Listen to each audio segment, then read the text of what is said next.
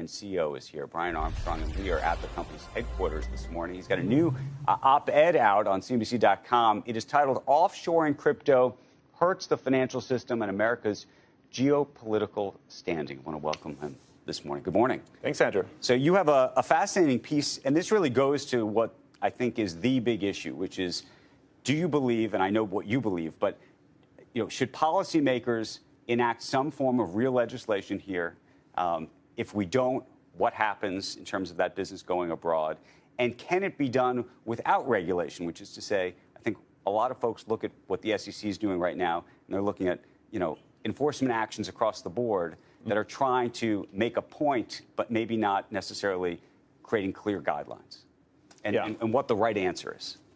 Yeah, I mean, I think new legislation is needed. And the reason is that if you look at Americans, 80% of them feel like the current financial system doesn't work for them. The fees are too high, the delays are there, it doesn't serve everybody equally. And it's not surprising, by the way, the current financial system is built on 40-year-old technology. Some of the laws have been around for 100 years before the internet even existed. And so, my belief is that cryptocurrency is actually the most important technology that can help update the financial system.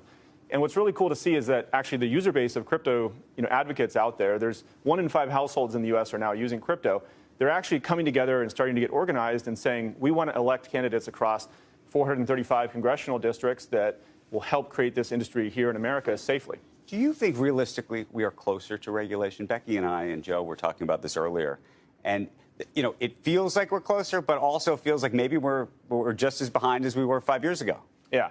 Well, I've been spending more and more time in D.C., and what's great to see is that there is strong bipartisan support for legislation. I think everybody saw what happened with FTX, and they said, okay, we need to make sure there's strong consumer protection.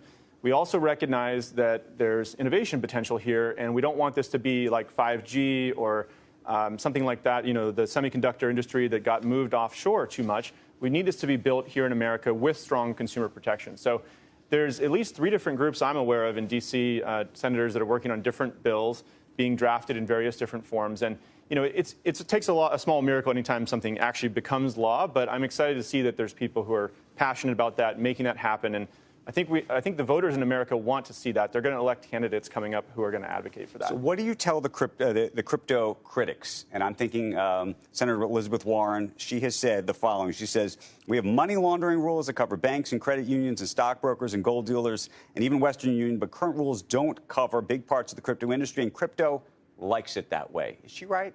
No, that's just simply not true. I mean, Coinbase is a great example of this. I started this company more than 10 years ago now.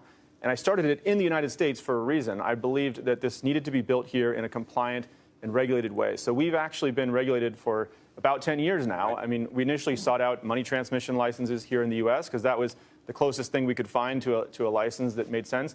We've since gone beyond that. I mean, we got one of the first BIT licenses in New York. We're regulated by the CFTC, a federal regulator here. We registered with FinCEN. And by the way, that's just in America. So the U.S. risks really being left behind here a little bit. The rest of the world is actually moving and trying to draw crypto companies in. London and Singapore and Hong Kong and the financial hubs of the world are saying we want crypto to be built here. Europe just passed comprehensive crypto legislation. And so the U.S. really risks falling behind. And whatsoever you shall ask in my name, that will I do, that the Father may be glorified in the Son. If you shall ask anything in my name, I will do it. If ye love me, keep my commandments.